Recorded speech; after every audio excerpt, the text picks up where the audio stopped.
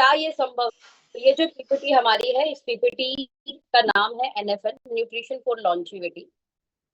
और क्या ये संभव है? क्या दीर्घायु होना संभव है? तो पहला एक चीज समझते हैं कि ये वाली इमेज किस किसने देखी है। आप में से किस किस ने ये इमेज देखी है? यस और नो में चैट जवाब दे सकते हैं। क्या मैक्सिमम लोगों ने ये इमेजेस देखी है? अपने स्कूल में देखी होगी।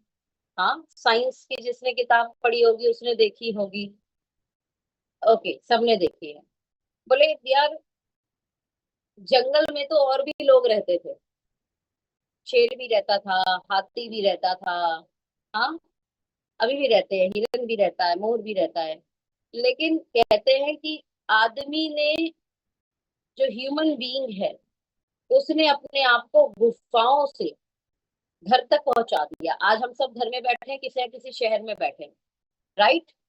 तो गुफाओं से ही हम गांव तक पहुंचे, गुफाओं से हम शहरों तक पहुंचे, और गुफाओं तक आज हम इस जूम मीटिंग के अंदर भी बैठे हुए हैं।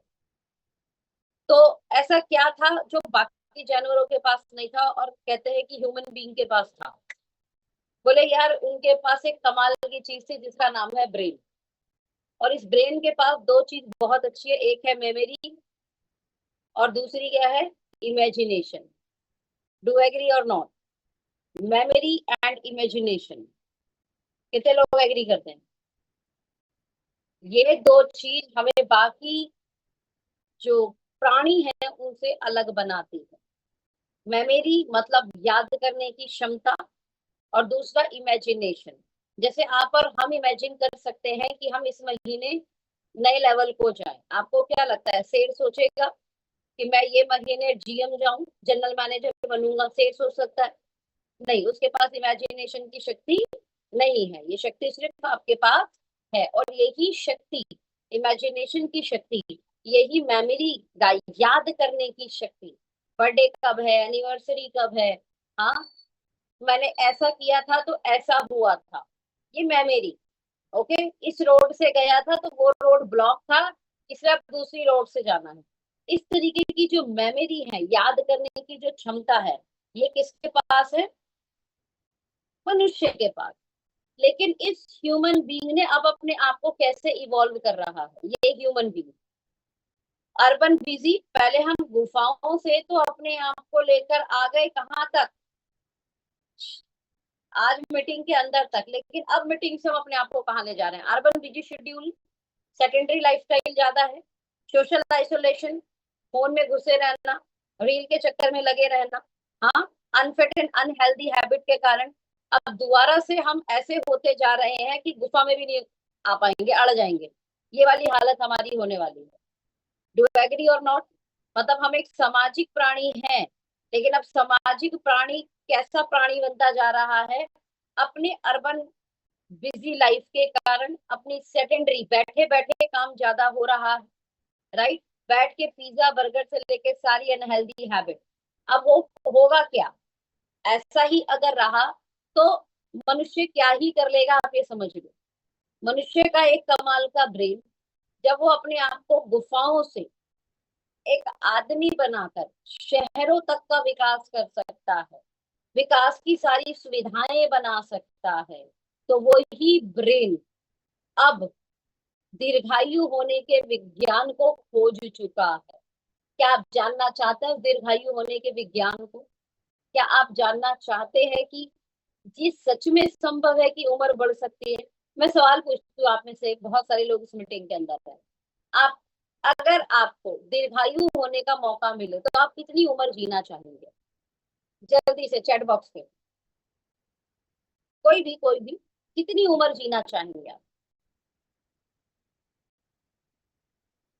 मीटिंग के अंदर ही पूछ रही हूँ। वासुदेव सर 120 साल, ठीक है।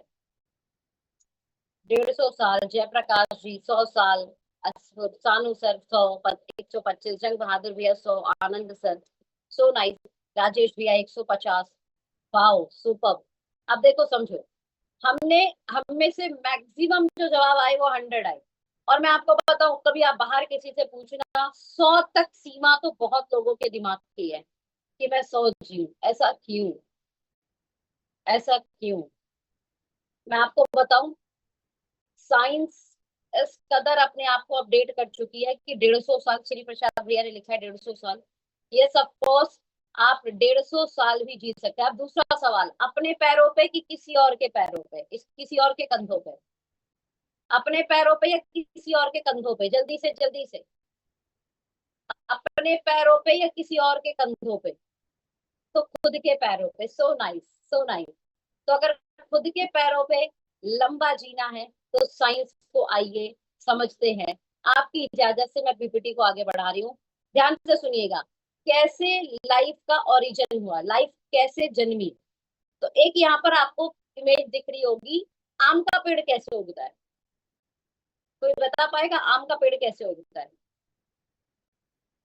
आम का पेड़ उगता है आम के बीज से। सबको पता है। तो आदमी, आदमी का जन्म गुठली से। वेरी गुड वासुदेव सर, गुठली से। आम की गुठली से आम के पेड़ का ओरिजिन होता है। सोनाई। तो मनुष्य का ओरिजिन कैसे हुआ? मनुष्य का ओरिजिन हुआ जायगोट से।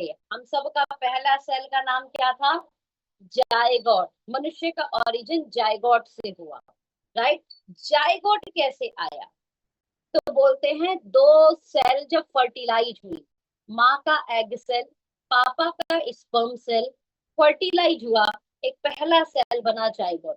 और इस सेल के ना हाथ थे ना पैर थे, छोटा सा एक सेल, छोटा एक सेल माँ के गर्भ में, जाइगोट। और ये जाइगोट ने पूरी ह्यूमन बॉडी बना दी। इवन इस एक सेल ने, जब एक आदमी बनता है, एक शरीर ह्यूमन बॉडी बनता है, अडल्ट ह्यूमन बॉडी, तो उसमें 30 से 40 ट्रिलियन सेल होते हैं माय डियर फ्रेंड। ये देखो, 30 से 40 ट्रिलियन सेल। लेकिन इस 30 से 40 ट्रिलियन सेल का जन्म कहाँ से हुआ? जायगोट से। हमारे पहले सेल का नाम था जायगोट। और ये सेल इतना इंटेलिजेंट है, इतना इंटेलिजेंट सेल है। जैसे मैं एग्जांपल दूं, लंगड़ा आम के बीज से दशहरी आम तो नहीं उगेगा ना? हेलो, क्या मैं सही हूँ? आम के नाम होते हैं, प्रजाति होती है। लंगड़ा आम का बीज बोओगे तो दशहरी उगेगा क्या? नहीं। हर बीज में अपनी एक याददाश्त क्षमता है। सेम ऐसे ही ये जो आपका जाइगोट सेल है, इस जाइगोट सेल में इतनी इंटेलिजेंसी है कि इसे ये पता है आंख मम्मी पे जाएगी, नाक पापा पे जाएगा, और इतनी इंटेलिजेंसी की गुस्सा दादा पे चला जाएगा। सोचिए कैसे, हाउ। यही साइंस है। और इस सेल के पास इतनी ताकत होती है कि अपने आप को मल्टीप्लाई करते हुए टिश्यू, देन ऑर्गन, और पूरा बॉडी का ऑर्गन सिस्टम बन जाता है। राइट। ये सेल से ही है, सारा चीज सेल से हो रहा है।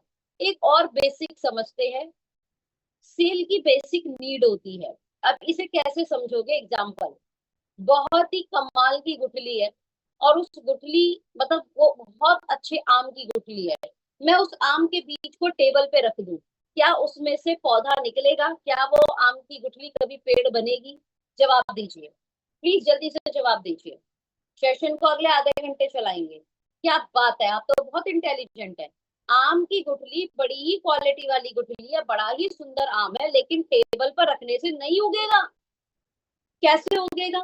उसको मिट्टी में डालेंगे, उसमें धूप लगेगी, उसमें पानी जाएगा, वो अंकुरित होगा, छोटा सा पेड़, उसमें पौधा निकलेगा। थोड़ा सा पेड़, उसको जानवरों से, है ना, गाय से बछड़े से बचा लिया जाएगा, थोड़ा और पेड़ बनेगा, उसमें फूल आएंगे, तब उसके अंदर आम आएगा। ये प्रोसेस है, हाँ या ना? जल्दी बताएं, क्या ये प्रोसेस है? हर किसी को ये प्रोसेस के बारे में पता है, क्योंकि हमने ये प्रोसेस लाइव होते हुए कई बार अपने लाइफ में देखा है, अपने आस पड़ोस, गांव, खेत खलिहान में। ओके। आपको पता है मनुष्य का जो बीज है उसको भी इसी प्रकार न्यूट्रिशन चाहिए होता है। आपने सुना होगा माँ के गर्भ में आते ही माँ की डाइट का ध्यान रखना पड़ता है। उस घर के लोग माँ की डाइट का ध्यान रखने लगते हैं। घर की बड़ी बुजुर्ग दादी नानी, उन्हें पता होता है क्या क्या खाना है और क्या नहीं खाना है। क्या मैं सही हूँ? क्या मैं सही हूँ? एक नॉर्मल महिला और एक गर्भवती महिला की डाइट में अंतर होता है या नहीं? जो महिलाएं उस अंतर के अनुसार अच्छे से भोजन खाती हैं तो डे फर्स्ट बेबी को न्यूट्रिशन मिलना शुरू होता है। यानी उस सेल को, उस जाइगोट सेल को, या हम बेबी की जगह जाइगोट सेल बोलते हैं, राइट? जैसे हम आम की गुठली बोल रहे हैं, ऐसे आप समझ लीजिए जाइगोट एक सेल हो गया, बेबी का सेल हो गया। अभी बेबी नहीं है, बेबी का सेल है। अब वो सेल को न्यूट्रिशन मिलेगा तो धीरे धीरे धीरे धीरे अगले 9 महीने में वो बेबी विकसित होगा। इवन वो बेबी बाहर आने के बाद भी, क्या बेबी को भी न्यूट्रिशन की जरूरत होती है जब वो बेबी का जन्म हो जाता है? तो टेल मी वन थिंग, क्या उस बेबी को भी न्यूट्रिशन की जरूरत होती है? हाँ जी, बिल्कुल जरूरत होती है। पहले 6 महीने माँ का दूध वेरी वेरी वेरी इंपॉर्टेंट। और वो माँ को भी माँ जैसा खाएगी वो बेबी को होगा। कितने लोगों को पता है कि कुछ ऐसी चीजें खाई जाती है तो माँ, क्या दूध में कुछ ऐसे तत्व आ जाते हैं कि बेबी उस दूध को पिए तो उसका पेट दर्द होता है। हेलो, कितने लोगों को ये पता है? जो घर में बड़ी बुजुर्ग महिलाएं हैं उन्हें ये बात पता होगी जो मैं कह रही हूँ। माँ ने कुछ खाया, बेबी को उसने फीड कराया, बेबी का पेट दर्द होने लगा। होता है या नहीं होता है? होता है। माँ ने कुछ ऐसा खाया, बेबी को दस्त लग गए। होता है कि नहीं होता है? इसका मतलब माँ जो खा रही है उससे वो न्यूट्रिशन बेबी को जा रहा है। गलत खाया तो उसको साइड इफेक्ट हो रहा है, और अच्छा खाया तो बेबी का विकास हो रहा है। इसका मतलब, इसका मतलब एवरी सेल्स नीड न्यूट्रिशन, और इसी न्यूट्रिशन को बोला जाता है सेलुलर न्यूट्रिशन। ये सब बातें हमें पता थी, लेकिन आज ये बातों को आप कनेक्ट कर पा रहे हो कि यार सेल को भी न्यूट्रिशन की जरूरत होती है। यस ऑफ कोर्स, हर सेल को न्यूट्रिशन की जरूरत होती है। और जो सेल तक न्यूट्रिशन जाए उस न्यूट्रिशन को बोला जाता है सेलुलर न्यूट्रिशन। कितने लोगों को यहाँ तक बात समझ में आई? जो न्यूट्रिशन सेल तक जाए उसे सेलुलर न्यूट्रिशन बोलते हैं। आपको क्या पता है, अभी सुबह उठ के आप चाय पियोगे। हेलो, मैं रिपीट कर रही हूँ बात। अब सुबह उठ के चाय को पियोगे, वो चाय भी आपके सेल तक जाएगा। अरे डीएनए तक जाएगा, डीएनए रिकॉग्नाइज किए करेगा, और डीएनए उस हिसाब से फिर असर करेगा आपकी बॉडी के अंदर। यू गॉट माई पॉइंट और नॉट? आप फल खाएंगे, क्यों बोलते हैं सीजन के अनुसार फल खाइए? क्योंकि न्यूट्रिशन सेल तक जाता है और डीएनए उसको समझकर उसी के अनुसार बिहेव करता है, राइट? चलिए, तो अगर ये सेलुलर न्यूट्रिशन इतना इंपॉर्टेंट है तो आइए इसकी कहानी को समझते हैं। तो सबसे पहले जो ज्यादा मात्रा में चाहिए होता है उसे बोलते हैं मैक्रो न्यूट्रिशन। देखिए सबसे पहला वाला क्या लिखा हुआ है, जो ज्यादा मात्रा में चाहिए उसे बोलते हैं मैक्रो न्यूट्रिशन। और इसमें तीन भाई हैं ये, पहला कार्बोहाइड्रेट, दूसरा प्रोटीन और तीसरा फैट। ध्यान से समझिए, मैक्रो न्यूट्रिशन ज्यादा मात्रा में चाहिए, ये तीन भाई हैं, कार्बोहाइड्रेट, प्रोटीन और फैट। याद कर लीजिए। दूसरा माइक्रो न्यूट्रिशन, ये छोटी मात्रा में चाहिए, नीडेड इन स्मॉल अमाउंट, और ये दो भाई हैं, ऐसे समझ लीजिए, वाइटामिन एंड मिनरल्स। तीसरा मिससेलेनियस, इंपॉर्टेंट फॉर द ग्रोथ, और इन्हीं दो से आपको immunity and metabolic function support करने के लिए कुछ और बेहतरीन चाहिए होती है, जिस चीजें चाहिए होती है जिसका नाम है वाटर, एंटीऑक्सीडेंट एंड प्रोबैक्टिव्स। यही न्यूट्रिशन की जरूरत है आपकी ऑल ओवर बॉडी को। और इन तीनों न्यूट्रिशन में कहीं भी नाम नहीं आएगा चाय का, कॉफी का, कोल्ड ड्रिंक का, पिज्जा का एंड बर्गर का। चलिए इसको और डिटेल में समझते हैं। अच्छा आप मुझे बताइए, पहले के लोग ज्यादा हेल्दी थे या आज के लोग ज्यादा हेल्दी है? पहले के लोग ज्यादा फिट थे या आज के लोग ज्यादा फिट है? जल्दी से चैट बॉक्स पे लिखे। ओल्ड फिट थे, यानी ओल्ड। और अगर आप बोलते हो ओल्ड लोग, पुराने लोग फिट थे पहले के, वेरी गुड जरीना मैम ने बोला ओल्ड, पुराने लोग फिट थे, आज के लोग फिट नहीं है। ओके, चलिए एक और सवाल पूछती हूँ। पहले के लोगों को साइंस ज्यादा पता थी या आज के लोगों को, मतलब पढ़े लिखे जो है वो आज ज्यादा है या पहले थे? जल्दी बताएं। आज के लोगों के पास डिग्रियां ज्यादा हैं या पहले के लोगों के पास डिग्रियां ज्यादा थी? आज के लोग के पास डिग्रियां ज्यादा है। तो फिर ये क्या हुआ? पहले के लोग फिर थे, डिग्रियां आज ज्यादा हैं। पता है क्यों? पहले लोगों के पास सेंस ऑफ लिविंग था, आज के लोगों के पास साइंस ऑफ लिविंग। उनके पास सेंस था, ज्ञान था, दैट्स वाई फिट थे। और सबसे बड़ी बात, घर के बड़े बुजुर्गों ने पता नहीं क्या क्या कहानियां बोल के डराया हुआ, 12 बजे के बाद खाओगे तो भूत के पेट में जाएगा। Sense of living, sense of living है, 12 बजे के बाद बाहर निकलना नहीं है, भूत आता है। सुबह 4 बजे उठेंगे, ब्रह्म मुहूर्त होता है, भाग्य का उदय होगा, भाग्य चमकेगा, जीवन खुशियों से भरेगा। ध्यान से समझना, ये सब बातें साइंस ऑफ लिविंग थी।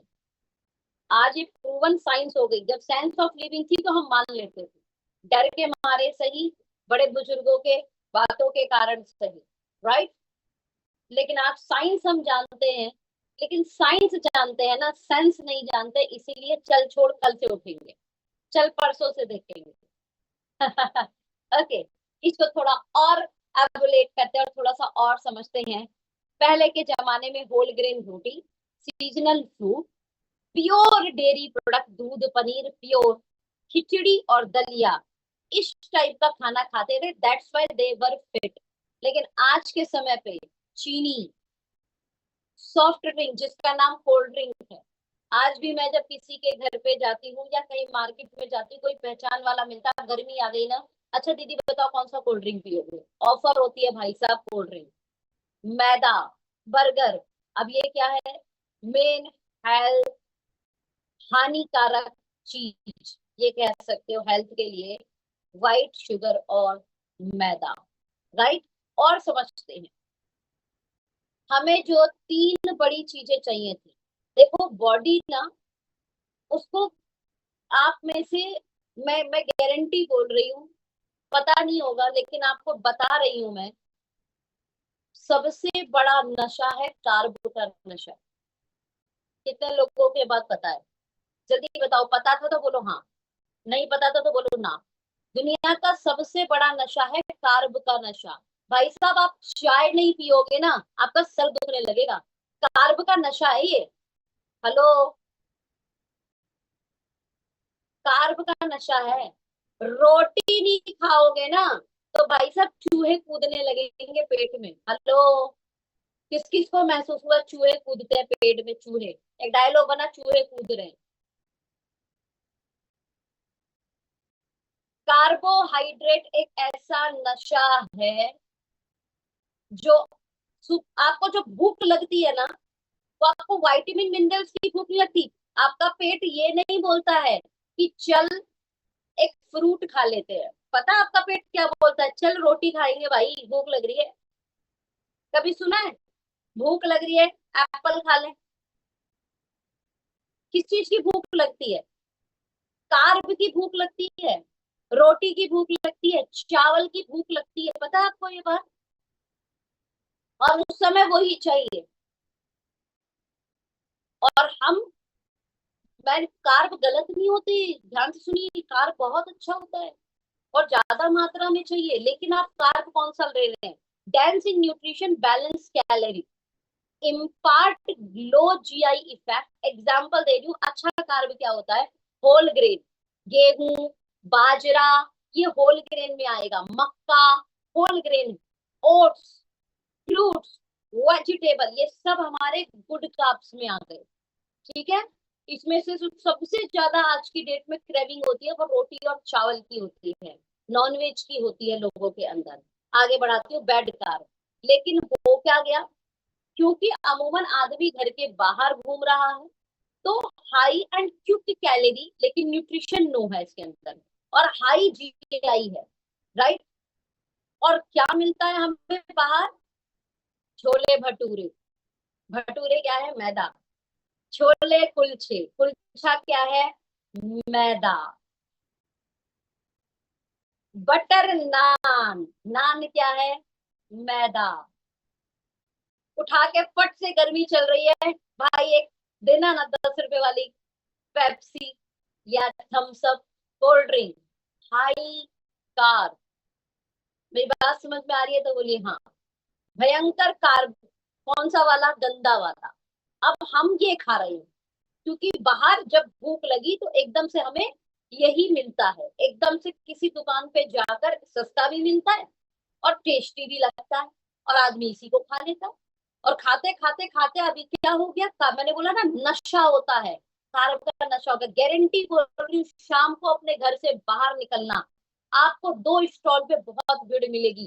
पहला मोमोज, आप देखना मोमोज की स्टॉल पर भीड़, और मोमोज खाते हुए देखना आप। और मैं गारंटी दे रही हूँ, आप बाहर निकलना, उसमें से कई फेस आपको हर तीसरे दिन रिपीट होते हुए दिखेंगे। नशा है मोमोज का, फास्ट फूड। जाता बॉडी में फास्ट है, निकलता स्लो है। 90% पेट की दिक्कत शुरू। ओके, आगे बढ़ते हैं। फैक्ट क्या है? दूसरा फैक्ट क्या है? पहला तो अभी हमने कार्ब को समझा, तो आज से मुझे ऐसा लगता है आप समझदार हैं। जब भी भूख लगेगी, देखो समझदारी से क्या करना है। जब भी भूख लगेगी तो आप ये चेक करो, मेरी मेरी दादी को अगर भूख लगती तो वो क्या खाती, मेरी नानी को अगर भूख लगती तो क्या खाती। जल्दी से चैट बॉक्स में लिखो, दादी को भूख लगती तो क्या दादी मोमोज खाती? उसके समय मोमोज ही नहीं था। मोमो होता क्या, उसे यही नहीं पता था। क्या मैं सही हूँ? दादी को भूख लगती तो दादी रोटी, क्या बात है, दादी को भूख लगती तो दादी रोटी खाती। So nice. दादी को भूख लगती, शाम का समय होता तो रोटी नहीं खाती, लेकिन कोई अपने ही, जैसे आप बिहार में चली जाइए तो चूड़ा, चूड़ा और उसमें सरसों का तेल और थोड़ा सा प्याज काट कर और थोड़ा सा नमकीन डालकर चूड़ा बनाया जाता है। हाँ, आप कलकत्ता साइड चले जाएंगे तो झाल मुड़ी। आपके देसी फूड खाइए ना, भूख लगे तो। देसी क्यों नहीं खा रहे? वो नुकसान नहीं देता है इतना, वो गुड कार्ब में आता है। भुने हुए चने, श्री प्रसाद भैया, भूख लगे तो ये सब भुने हुए चने। आपके दादा दादी जो खाते थे, ध्यान से समझिए, भूख लगने पर आपको वही खाना। आपको इसके अलावा जो ऐड आ रहा है ना टीवी में, वो नहीं खाना। Very simple. आगे बढ़ते हैं। कार्बोहाइड्रेट समझ गए, गुड और बैड समझ गए। हमें कौन सा कार्ब खाना है, गुड वाला या बैड वाला? जल्दी से लिखिए, गुड कार्ब खाना है कि बैड कार्ब? कार्ब नुकसान नहीं देता, फिर दे रही हूँ, आप अपने दिमाग में बैठाइए, लेकिन वो गुड होना चाहिए। बैड होगा तो नुकसान देगा। नेक्स्ट चलते हैं। गुड और बैड कैसे समझ में आएगा? जो दादी खाती है वो गुड, और जो आज के जमाने में खाया जाता है वो बैड। चलिए एक और फैक्ट को समझते हैं। कुछ मिथ हैं फैट के बारे में। फैट किस किसने सुना है? फैट फैट फैट किस किसने सुना है? फैट के बारे में किस किसने सुना है? हमें कार्बोहाइड्रेट चाहिए, हमने बोला ना 3 मैक्रो न्यूट्रिशन। मैक्रो मतलब जो ज्यादा मात्रा में चाहिए उसे मैक्रो बोलते हैं। मैक्रो के 3 भाई थे, कार्ब, तो कार्ब में गुड खाएंगे। दूसरा है फैट। अब फैट के पीछे मिथ क्या है? भैया ज्यादा फैट खाएंगे तो हार्ट अटैक आ जाएगा। दूसरा फिट क्या है? ज्यादा फैट खाएंगे तो मोटे हो जाएंगे। हाँ कि ना? और जिनमें फैट कम होता है ना, वो वाला जो फैट होता है वो हेल्दी होता है। ये मिथ है। चलिए सच्चाई समझिए, बताती हूँ। आपका जो ब्रेन है ना, ब्रेन, आपका जो दिमाग है वो 60% फैट का बना हुआ है। हेलो। और मैं कहती हूँ मनुष्य जिंदा है, लेकिन उसका दिमाग है खराब है, तो वो मरे हुए आदमी से भी बुरा है। हेलो। क्या मैं सही हूँ? मनुष्य जिंदा है लेकिन दिमाग खराब है, वो आदमी किस लायक है? वो आतंक काट के रखता है। हाँ या ना? और आपके ब्रेन का 60% हिस्सा फैट से बना है भाई साहब। नंबर 2, आप में से बहुत सारे लोग मीटिंग के अंदर, जेंडर वाइज बोलूं तो कोई मेल होगा कोई फीमेल होगा, हाँ या ना? हमारे जेंडर होते हैं मेल फीमेल। ये जेंडर किसके द्वारा डिसाइडेड होते हैं? हार्मोन्स के कारण। किसके कारण? हार्मोन के कारण। Male hormone, female hormone. आपको पता है आपकी बॉडी में उस हार्मोन को प्रोड्यूस कौन करता है? उसका नाम फैट है। हेलो, आपके हार्मोन को प्रोड्यूस कौन कर रहा है? फैट। आपके ब्रेन का 60% हिस्सा फैट। आपके हार्मोन को प्रोड्यूस कौन कर रहा है? फैट। चलिए एक और चीज, अभी हमने बोला सेलुलर न्यूट्रिशन। भैया न्यूट्रिशन सेल तक गया, जाइगोट सेल तक गया, तो उसने 30 से 40 ट्रिलियन सेल बना दिए। उसी सेल ने मल्टीप्लाई होते हुए टिश्यू और ऑर्गन और पूरा बॉडी का ऑर्गन सिस्टम बना दिया। और आज भी आपकी पूरी बॉडी को अगर कोई चीज ड्राइव कर रही है तो आपका सेलुलर न्यूट्रिशन है।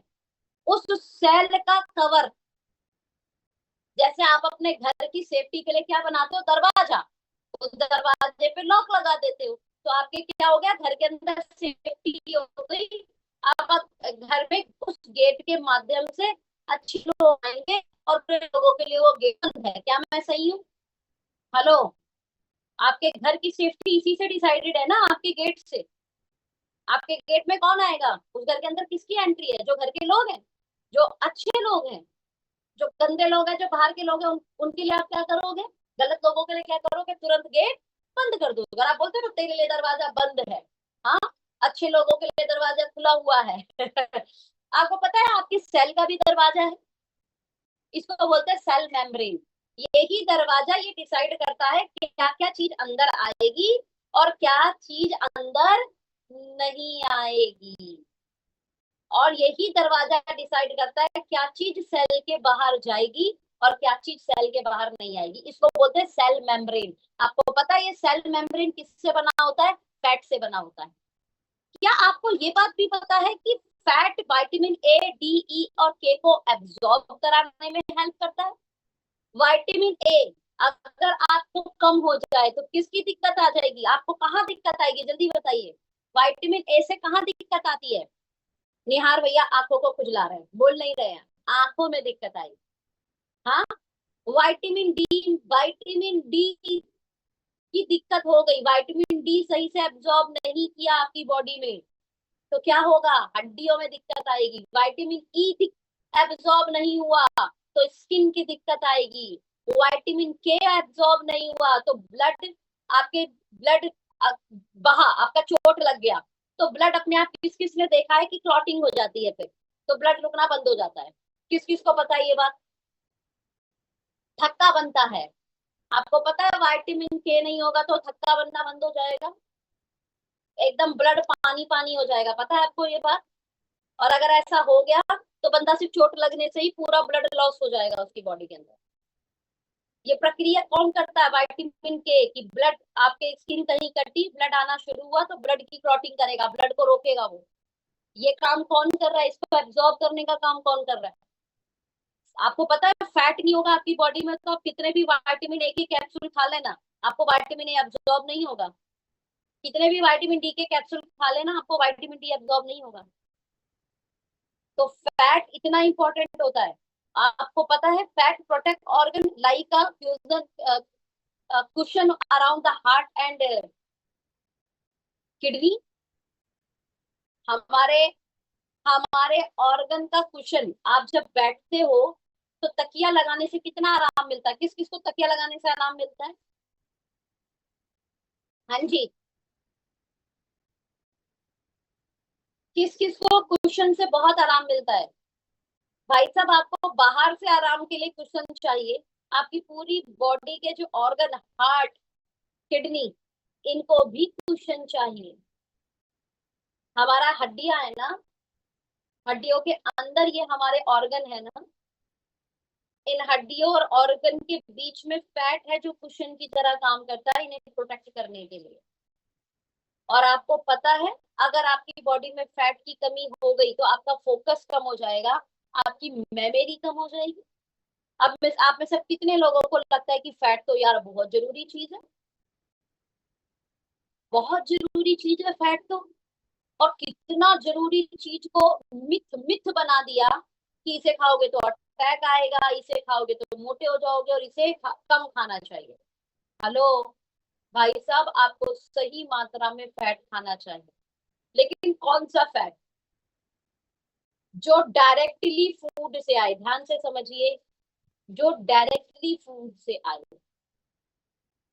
जो डायरेक्टली फूड से आएगा वो energy, hormone, vitamin absorption, right, इन सब में बॉडी के लिए अच्छा रहेगा। अच्छा, अब आप मान लो फैट नहीं खाओगे, डायरेक्टली फूड से नहीं खाओगे, तो क्या लगता है अगर आपने 10 साल फैट ही नहीं खाया तो क्या आपकी बॉडी में फैट नहीं होगा? होगा। उस समय जो फैट होगा उस फैट को बोलेंगे कन्वर्टेड फैट। ध्यान से समझिए, उस फैट को क्या बोलेंगे? अगर आप बॉडी में फैट नहीं खाते हो, आप अपनी डाइट से फैट नहीं ले रहे हो, तो बॉडी अपने आप फैट बनाएगी और इस फैट को कन्वर्टेड फैट बोलते हैं। तो फैट बनेगा कहाँ से?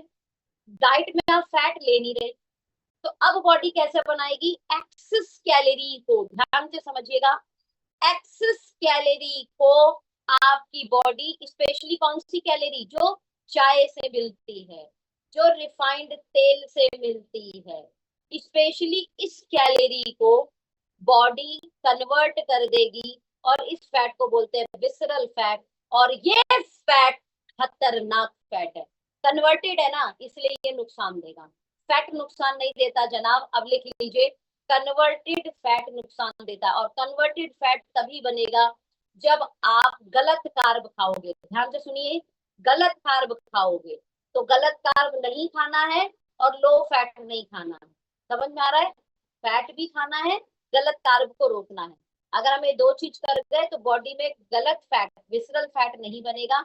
और विसरल फैट, ये देखो इमेज अगर आपको दिख रही हो, ये देखो, ये पूरे ऑर्गन के ऊपर जमता है, लीवर के ऊपर जमता है आपके, तो फैटी लीवर हो जाता है। हार्ट पे जमता है तो फैट, हार्ट में ब्लॉकेज आ जाती है। मेरी बात समझ में आ रही है? नेक्स्ट, तो फिर मैम ये बताओ, ये गुड और बैड फैट क्या होता है? बैड फैट हमें मतलब बैड कार्ब से फैट कन्वर्ट होता है विसरल फैट में, तो हमें बैड कार्ब नहीं खाना, गुड फैट खाना है। तो गुड फैट कैसे मिलेगा? ध्यान से समझिएगा, dense in nutrition, low in trans fat, जिसके अंदर ट्रांस फैट कम होता है, राइट, वो हार्ट के लिए, ब्रेन के लिए गुड फैट कहलाता है। कहाँ से मिलेगा? चलिए, नट से। बीज खाते हैं बहुत सारे लोग, सुबह देखा होगा रात में सीड्स को भिगो देते हैं, चिया सीड से लेके बड़ी सारी सीड है, अपने खरबूज के बीज सुने होंगे, बहुत सारे लोग धो के रखते हैं। अभी जमाने में बड़ा खरबूज आएगा, ये गर्मी का मौसम आया, सारे बीज निकाल लो, सारे बीज को सुखा दो, बीज का खलता उसके ऊपर का कवर होता है वो निकाल दो, रात में अपने बीज को सोक करो, सुबह खाओ। सीड्स जितने भी होते हैं आपके, तरबूज के सीड, सॉरी, खरबूज के सीड, और सीताफल होता है ना, कोहड़ा, हमारे यहाँ लोग के यहाँ पे कोहड़ा बोलते हैं, राइट, वो सीताफल के जो सीड्स होते हैं वो बहुत अच्छा काम करते हैं। उनके अंदर आपको किसी भी सीड्स के अंदर गुड फैट मिलेगा, ठीक है, नट्स में मिले, ड्राई फ्रूट्स में आपके मिलेगा, अखरोट में आपको गुड फैट मिलेगा। ऑलिव ऑयल सुना होगा आपने, खाने के ऊपर थोड़ा सा डाल दो तो ये गुड फैट की तरह काम करता है। फिश में बहुत अच्छा गुड फैट होता है। और सबसे इंपॉर्टेंट, देसी गाय का घी, जिसे A2 घी भी कहा जाता है, राइट, देसी गाय का घी। ध्यान से समझिएगा, कुछ लोग मलाई इकट्ठा करके और फिर उसको पका के जब बना, मक्खन हो, मक्खन अलग होता है, मक्खन गुड फैट में नहीं आएगा, ठीक है। गुड फैट जो देसी गाय गाय का घी होता है, जो आ, दादी नानी के जमाने में जैसे घी निकालते थे, उस वाले प्रोसेस से जब आप घी निकालते हो, और वो घी कैसे खाना है, अब और सुन लो खाने का तरीका। जैसे ही आपने सुबह गुनगुने पानी में प्योर देसी वाला घी 1 चम्मच डाल के खाली पेट खा लिया, घी खाने का सबसे बेहतरीन टाइम सुबह खाली पेट, जैसे ही आपने उससे खा लिया वो गुड फैट का काम करेगा। लेकिन जैसे ही आपने उससे पराठे बना लिए वो बैड फैट हो गया। ध्यान से समझना, जैसे ही आपने उससे पूड़ियां बना ली वो बैड फैट हो गया। जैसे ही आपने उसको पका दिया, ध्यान से समझिएगा, वो ऑलरेडी पक के बना हुआ है घी, एक बार पक गया वो घी बन गया है, लेकिन अब उससे दोबारा पकाओगे वो ट्रांस फैट बन जाएगा और वो नुकसान देगा। यानी प्रोसेस किए हुए घी को आपने नहीं खाना है, वो डेंजर होता है। डायरेक्टली आपने दाल में डाल दिया, गरम गरम दाल ली, दाल के अंदर आपने 1 चम्मच घी डाल दिया, अब ये फायदा देगा आपको। गुनगुने पानी में सुबह खाली पेट खा लिया, अब ये आपको फायदा देगा। रोटी में ऊपर से लगा दिया, आपने रोटी बनाई तवे से उतार दी, अब आपने उसके ऊपर से रोटी पे लगा दिया, वो घी आपको फायदा देगा। बात समझ में आ गई? कौन सा घी खाना है, कौन सा फैट खाना है? प्योर देसी घी गाय वाला घी, या फिर नट्स अखरोट में खाइए, उसमें अच्छा फैट मिलेगा, ओमेगा फैट अच्छा फैट होता है, राइट। क्रिल, आपका क्रिल ओमेगा बहुत अच्छा फैट होता है। अब मिक्स होते हैं, अब प्रोटीन आ जाते हैं, तीसरा हिस्सा जो हमें बड़ी मात्रा में चाहिए। हमें 3 चीज बड़ी मात्रा में चाहिए थी, मैक्रो न्यूट्रिशन 3 थे। कार्बोहाइड्रेट, जल्दी लिखिए, मैक्रो न्यूट्रिशन के 3 भाई के नाम। मैक्रो न्यूट्रिशन 3 भाई है, तीनों भाइयों के नाम क्या है? कार्ब, फैट, प्रोटीन, डेली चाहिए। फिर ये बोल रही हूँ, कार्ब, प्रोटीन, फैट। अब प्रोटीन के ऊपर मिथ क्या है? घर की किचन किसके हवाले? माँ के हवाले, महिलाओं के हवाले। और महिलाओं को ऐसा लगा, एक मिथ आया, अखबार में प्रिंट भी हुआ था, कि महिलाओं को ऐसा लगा कि जो प्रोटीन है वो प्रोटीन जिम जाने वालों के लिए जरूरत है, जो भाग दौड़ करते हैं एथलीट्स होते हैं उनको जरूरत है, और जो लोग बॉडी बिल्डिंग कर रहे हैं उन्हें जरूरत है। ऐसा मिथ माओ को पता लगा। अब हुआ क्या, पहले इस मिथ को दूर करते हैं। बॉडी का स्किन सबसे बड़ा ऑर्गन है, और आपको पता है स्किन को प्रोटीन चाहिए, जिस प्रोटीन का नाम है कोलेजन एंड केराटिन। आजकल कोलेजन आपको बहुत ऐड देख रहे होंगे, मार्केट में बिकता है। आपके आपकी सुंदरता को दिखाने वाला एक एक हिस्सा है जो आपके सर पर है, जिसे बोलते हैं बाल। आपको पता है इस बालों को भी एक प्रोटीन चाहिए जिसका नाम है केराटिन। और आपने सुना होगा केराटिन करा ले, बाल बड़े सुंदर लगता है केराटिन कराते हैं, बड़ी बालों की चमक बढ़ जाती है केराटिन कराते हैं। केराटिन का स्पा होता है, आपको पता है, ये प्रोटीन है। ये बालों के प्रोटीन का नाम है केराटिन। नेल्स, आपके हाथों को सुंदर बनाते हैं। महिलाएं तो भाई साहब बहुत ही ज्यादा क्रेजी है इसके लिए। नेल्स, आपको पता है वो नेल्स केराटिन प्रोटीन का बना होता है। ओके, हमारी जो बोन्स है, जो हमारी हड्डियां हैं, उसमें जो लिगामेंट है, उसकी इलास्टिसिटी और उसको उसकी उसकी जो डेंसिटी, उसकी जो बोन्स की जो स्ट्रक्चरिंग है, वो भी प्रोटीन के द्वारा है। क्या आपको ये पता है? उस प्रोटीन का नाम है कोलेजन। दिख पा रहा है आपको? ओके, कितने लोगों ने रेड ब्लड सेल्स सुना है? ब्लड, रेड ब्लड सेल्स किससे बनता है भाई साहब? क्या बोलते हैं उसे? हीमोग्लोबिन। किस किसने हीमोग्लोबिन वर्ड का नाम सुना हुआ है? आपको पता है वो प्रोटीन है। ओके, एंजाइम्स, एमलाई एमिलेस नाम के एक प्रोटीन से बनता है हमारी बॉडी में एंजाइम। एंटीबॉडीज, इम्यूनोग्लोबिन, इस प्रोटीन से बनता है। Muscles, myosin and actin. सोचिए भाई साहब, कौन सी जगह प्रोटीन नहीं चाहिए? Protein is not only for muscles. फिर इस मिथ को दूर किया गया कि प्रोटीन सिर्फ जिम वालों को, मसल्स बनाने वालों को या एथलीट्स को नहीं चाहिए होता है। भाई साहब, बॉडी के हर एक ऑर्गन को प्रोटीन की जरूरत है, राइट।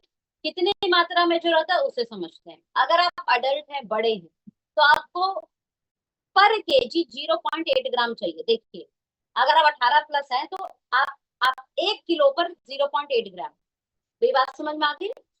अगर आप अगर आप लैक्टिंग वुमेन, यानी एक महिला बच्चे को दूध पिलाती है, लैक्टिंग मतलब दूध पिला रही है, बच्चे का भरण पोषण करती है उसके मिल्क द्वारा, और एक प्रेग्नेंट महिला, तो यहीं पर केजी, ध्यान से समझिए, पर केजी डबल मात्रा में चाहिए उसको प्रोटीन, डबल मात्रा में, मिनिमम। देखिए, मिनिमम, यानी अगर 1 किलो पे 1 ग्राम चाहिए, तो महिला को कितना चाहिए? 1 किलो पर 2 ग्राम प्रोटीन चाहिए। जितने भी एल्डर हैं उन्हें पर केजी एक, अगेन जितने भी 30 से ऊपर हो जाते हैं, ध्यान से समझिए, आपकी डाइट में प्रोटीन होना ही होना चाहिए। आप जब दिन में 3 बार खा रहे हो, तो तीनों बार चेक करो क्या प्रोटीन है उस डाइट के अंदर। एक्टिव एथलीट्स हैं तो आपको 1.5 ग्राम तक का प्रोटीन चाहिए पर केजी। आप देखिए, अब समझिए इसको। और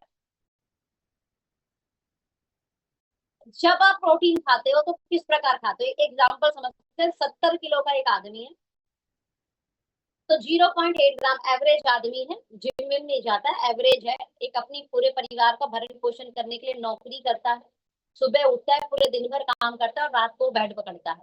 ठीक है, ऐसे ऐसे व्यक्ति को 70 किलो है तो 56 ग्राम प्रोटीन चाहिए डेली। ठीक है, मिनिमम 56 से लेके लगभग 70 ग्राम प्रोटीन ये खा सकता है। अब एक रोटी खाएगा तो भैया को 3 ग्राम प्रोटीन मिलेगा। कितना मिलेगा? अब सोचो, अगर सिर्फ इसे रोटी रोटी से प्रोटीन कंप्लीट करना हो तो इसे 18 से 20 रोटी खानी पड़ेगी। वाह वाह। अब 18 से 20 रोटी खाएगा तो इस भैया का मध्य प्रदेश कहाँ जाएगा?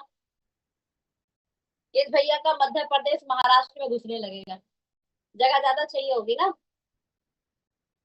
अगर अंडे से ये प्रोटीन खाने लगा तो 9 से 10 अंडे इसको डेली चाहिए होंगे। अगर ये भैया सोचेगा दूध से प्रोटीन ले लो, यही दो तीन चीजें हैं हमारे जीवन में, आम आदमी के जीवन में, जिससे प्रोटीन इंटेक वो कर पाता है। और अगर उसे दूध से प्रोटीन लेना पड़ा तो कम से कम उसको 2 लीटर के आसपास दूध पीना पड़ेगा। टेल मी वन थिंग, आप में से कितने लोगों को लगता है कि एक आदमी 18 से 20 रोटी खा लेगा? चलो छोड़ो, एक काम करते हैं, 10 रोटी ले ले खा लेते हैं, और 5 अंडे और 2 गिलास दूध। संभव है भाई साहब? 2 रोटी, ज्यादा से ज्यादा 3 रोटी में पेट भर जाता है। क्या मैं सही हूँ? क्या मैं सही हूँ? डाइट कितनी रह गई है आज के समय में? इंसान 1 गिलास दूध पी ले तो लगता है भाई साहब बस हो गया, बहुत हो गया, बहुत हो गया। कहाँ भैया, 1.5-2 लीटर दूध पिएंगे? हम दूध ही पिए क्या पूरे दिन भर में? हाँ, पूरे दिन दूध पीना हो सकता है संभव हो जाए, आदमी एक बार सुबह पी ले, फिर 1 गिलास दोपहर में पी ले, फिर 1 गिलास शाम को पी ले, फिर रात में पी ले। भाई साहब अगले दिन बोलेगा मैं दूध नहीं पीऊंगा, दूध से झिक जाएगा उसका शरीर। समझ में आ रहा है? जब कोई चीज ज्यादा पी लो तो झिक सा जाता है ना। नहीं पीना, नहीं खाना इसको। अब सोचो, तो आपको लगता है कि डाइट से हमारा प्रोटीन पूरा हो रहा होगा? और ये तब है जब चीजें प्योर आ रही हो, ये तब है जब चीजों के अंदर कोई मिलावट नहीं हुआ हो। सोचो, अभी तो मिलावट ही इतनी सारी हो चुकी है। आप में से कितने लोगों को लग रहा है कि हम अपने मैक्रो न्यूट्रिशन को पूरा कर पा रहे हैं? क्योंकि अब हम माइक्रो पे चले गए हैं। आज के सेशन को मैक्रो माइक्रो पे खत्म कर दूंगी मैं तो। जल्दी से बताएं, कितने लोगों को लग रहा है कि मैक्रो में 3 भाई थे, 3 भाई का नाम था कार्ब, फैट एंड प्रोटीन। आप में से कितने लोगों को लगता है तीनों पूरा कर दे रहे हैं? कार्ब छोड़कर भाई साहब दोनों पूरा नहीं कर पा रहे, और वो भी कार्ब में ज्यादा कार्ब ले रहे हैं, और वही कार्ब विसरल फैट बन जा रहा है, गंदा फैट बन जा रहा है, कार्ब कन्वर्ट हो जा रहा है बॉडी में जाकर, क्योंकि कार्ब भी ज्यादा ले पाते हैं। अगर आप बोलेंगे हम फैट और प्रोटीन राइट मात्रा में ले रहे हैं, नहीं, कार्ब इसलिए ज्यादा ले लेते हैं क्योंकि कार्ब की ना नशा है, उसका नशा नहीं होता तो आदमी उसे भी नहीं खाता, और वो कार्ब इतना ज्यादा खा लेता है कि वो कार्ब बॉडी में जाके विसरल फैट में कन्वर्ट होकर नुकसान देता है। चलो भैया, मैक्रो न्यूट्रिशन तो ले नहीं पा रहे, चलो माइक्रो को चेक करते हैं। अब माइक्रो न्यूट्रिशन क्या है? माइक्रो न्यूट्रिशन हिडन हंगर है बॉडी का, मतलब इसकी नीड होगी लेकिन ये आपको इंडिकेट नहीं करेगी मुझे भूख लग गया। कैल्शियम आपको नहीं बोलेगा कैल्शियम खा ले। विटामिन ए की कमी हो गई, आंखें आपकी कमजोर हो जाती हैं, आपको पता भी नहीं लगता, आपकी आंखों में धुंधलापन आ गया, आपको लगता है ओए यार आंख कमजोर हो गई, और एक दिन में नहीं हुई थी। आपने पता है कितने दिनों से अपनी डाइट में विटामिन ए नहीं लिया, और ये बताता भी नहीं है कि विटामिन ए की जरूरत है, खा ले यार। जैसे कार्ब तो चूहे को उतारने लगता है, आप खा लोगे, ज्यादा ज्यादा एक दिन व्रत कर लोगे, 2 दिन व्रत कर लोगे, भाई साहब तीसरे दिन तो चक्कर खा के गिरोगे आप। इतनी नीड होती है बॉडी को कार्ब की। ठीक है, और वो इंडिकेशन भी देती है, लेकिन माइक्रो न्यूट्रिशन, माइक्रो मतलब कम मात्रा में चाहिए, और ये बॉडी की हिडन हंगर है, भूख लगती है आंखों को, आपके स्किन को भूख लगती है, लेकिन ये आपको इंडिकेट नहीं करती, स्मॉल अमाउंट में चाहिए, वेरी इंपॉर्टेंट है। और इस माइक्रो न्यूट्रिशन के 2 भाई हैं आपके, इन 2 भाइयों का नाम है विटामिन और मिनरल्स। ठीक है, and functional nutrition like antioxidant and probiotic. ये बॉडी की ऑल ओवर इम्यूनिटी को, बोन हेल्थ को, बॉडी फंक्शन को मेंटेन करते हैं। अगर इस मैक्रो माइक्रो न्यूट्रिशन की कमी हो जाए तो भाई साहब, अगर विटामिन डी माइक्रो न्यूट्रिशन में आता है, आपकी हड्डियां कमजोर हो जाएंगी। विटामिन ए कम हुआ तो आंखें, B12 कम हुआ तो एनर्जी लो। जैसे आपकी बैटरी की, फोन की बैटरी की एनर्जी लो होती है ना, तो आप क्या करते हो, हट से चार्जिंग लगाते हो। आपको पता है हमारा चार्जिंग पॉइंट क्या है, विटामिन B12। आपके बाल झड़ रहे हैं, आयरन की कमी है, गारंटी बोल रही हूँ, अगर महिलाएं आपका बाल झड़ रहा हो, आपको सर दुखता हो, आपको चक्कर आता हो, समझ जाओ आपको आयरन की डेफिशिएंसी हो चुकी है। ये भूख नहीं लगाएगी लेकिन आपकी इंडिकेशन करेगी। इंडिकेशन करते ही समझ जाना कि आपको न्यूट्रिशन की कमी हो गई है। आपकी हड्डियां खोखली होनी शुरू हो गई, हड्डियों में दर्द होना शुरू हो गया, कैल्शियम की कमी है। तो आपके सिम्टम आते हैं, आपको इस न्यूट्रिशन की कमी होने पर भूख महसूस नहीं होती, सिम्टम से ही पकड़ना। ठीक है। आप वाटर की कमी हो गई, सेलुलर हाइड्रेशन, आपकी स्किन डल दिखने लगेगी। कुछ लोगों को पिंपल आने शुरू हो जाएंगे, पिंपल, आपके दाने, छोटे छोटे दाने, व्हाइट हेड्स या पिंपल्स ऐसे निकल रहे हैं, आप सामने वाले को तुरंत बोलो भाई साहब पानी पियो। ठीक है। स्किन डल है, स्किन में रौनक नहीं दिख रही, तुरंत बोलो पानी ज्यादा बढ़ा दो। ओके। आपकी डाइट में फाइबर कम हो गया, प्रोबायोटिक्स कम हो गया, गट हेल्थ कम हो गया, आपकी बॉडी का सिम्टम क्या आएगा, कॉन्स्टिपेशन हो जाएगा। जबकि मैक्सिमम लोग कॉन्स्टिपेशन को बीमारी ही नहीं मानते। डाइजेस्टिव इश्यू हो गया, इसको आप बीमारी ही नहीं मानते। आपकी बॉडी में क्या कम हुआ, फाइबर कम हुआ, ध्यान से समझिएगा। एंटीऑक्सीडेंट कम हुआ तो क्या डेफिशिएंसी आएगी, इन्फ्लामेशन। आप सुबह उठे, आप रिंग देखो, इसको पहचानने की बड़ी अच्छी टेक्निक है। रिंग, आप जब दोपहर में थे, आप अपनी रिंग निकाल के देखना, रिंग अगर आराम से निकल जा रही है तो आपको समझ में आ जाएगा मेरी उंगली में रिंग का साइज कैसे फिट हो रहा है। और सुबह उठते ही आप रिंग को निकालना फिर से अपनी उंगलियों पे से, अगर वो टाइट हो गई है, आपको शाम की तुलना में सुबह वो टाइट दिख रहा है, बॉडी में इन्फ्लामेशन। सबसे आसान तरीका है बॉडी में इन्फ्लामेशन को पहचानने का। ठीक है। आप लगातार बीमार पड़ते हो, फ्रीक्वेंटली आपको इलनेस होती है, सर्दी हो जाता है, जुकाम हो जाता है, फीवर हो जाता है, फ्रीक्वेंटली इस तरीके का आपको फील होता है, राइट।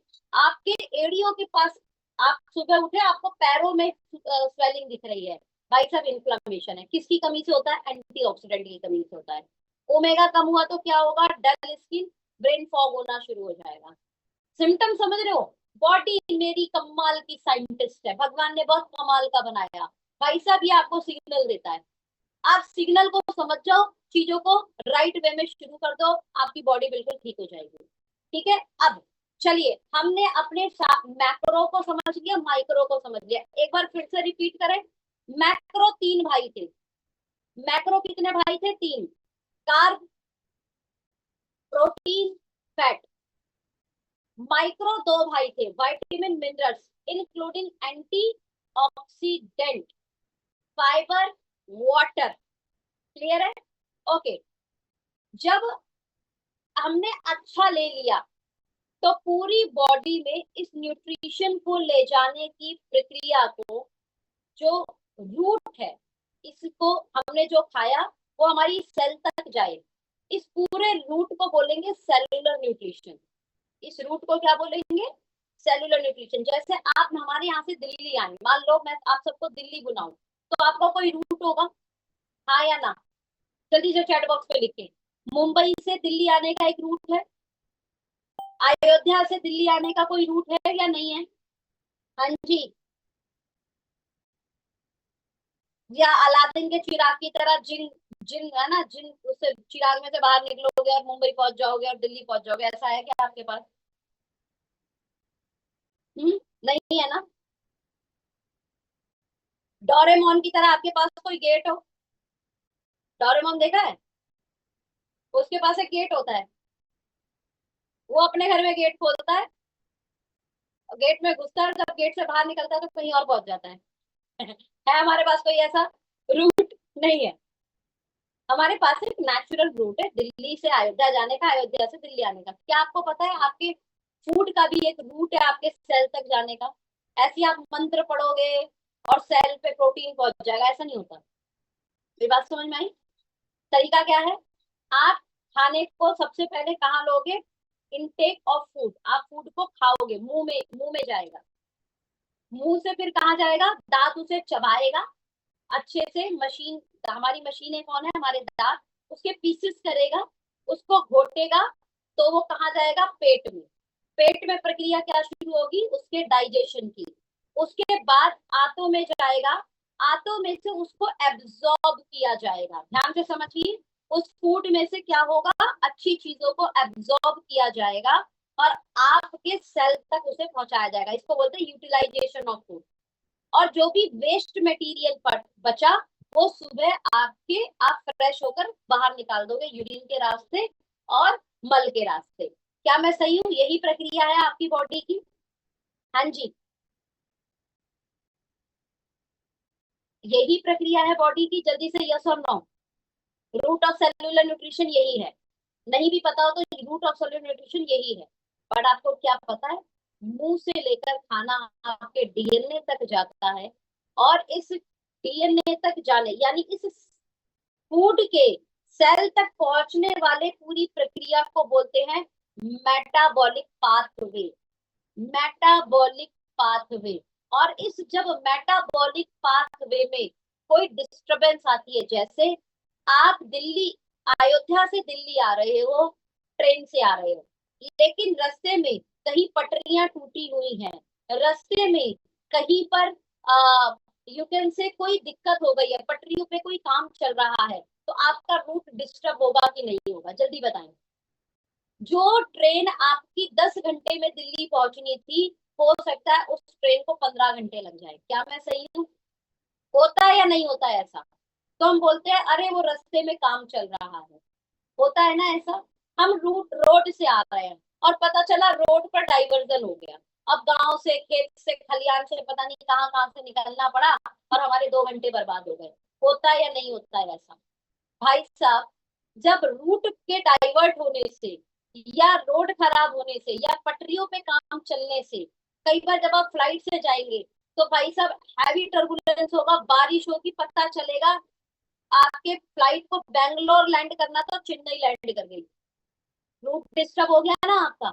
आपको जहां रात में 8 बजे बैंगलोर पहुंचना था, भाई साहब आप 12 बजे पहले तो चेन्नई पहुंचो, अब अगली फ्लाइट मिलेगी तो बैंगलोर पहुंचोगे, वो भी मौसम ठीक होगा तो, नहीं तो फिर दिक्कत हो जाएगी। हाँ या ना? इस छोटे से रूट में भी डिस्टरबेंस आने पर हम अपनी मनचाही डेस्टिनेशन पर या तो लेट पहुंचते हैं या फिर नहीं पहुंचते हैं, है ना, वापस अपने घर चले जाते हैं। आप सोचो, हमारा सेल्यूलर न्यूट्रिशन सेल, अगर उसके पाथ पे डिस्टरबेंस हुई, अगर उसके रूट पर डिस्टरबेंस हुई, तो वो कितने बड़े बड़े कांड हमारे शरीर के अंदर करेगा, सोच लो।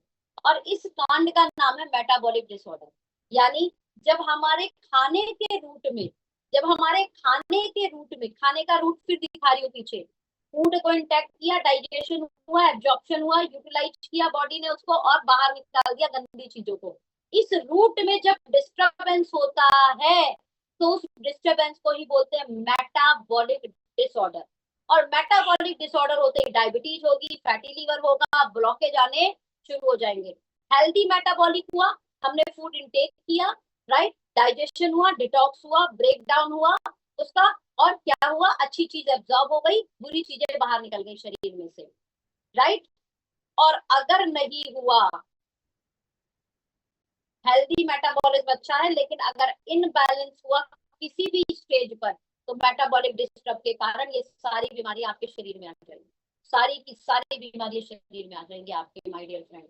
और ये सारी बीमारियों का इलाज अब कैसे होगा? अभी तक हमने ये समझा, हम आज के सेशन को यहाँ विराम देंगे, सिर्फ कुछ बातों को रिपीट करके। अभी तक हमने ये समझा, जैसे आम की गुठली को टेबल पे रखने से वो पेड़ नहीं बनेगा, उसको भी नीड होती है न्यूट्रिशन की। उसका न्यूट्रिशन क्या है? मिट्टी, खाद, पानी, धूप, ठीक है, और बाहर से सुरक्षा।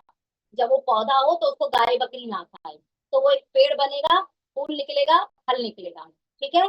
सेम बॉडी का हमारा न्यूट्रिशन कहाँ से शुरू हुआ? माँ के गर्भ से। माँ के गर्भ से लेके, बेबी से लेके बड़े होने तक हमें मैक्रो और माइक्रो न्यूट्रिशन चाहिए। मैक्रो के 3 भाई थे, कार्ब, प्रोटीन और फैट। माइक्रो के दो भाई थे, विटामिन मिनरल्स विद पड़ोसी एंटीऑक्सीडेंट फाइबर वाटर, ठीक है। और इन सब की हमको जरूरत है, इन सब की जरूरत के साथ ही हमारी बॉडी अच्छे से वर्क करेगी।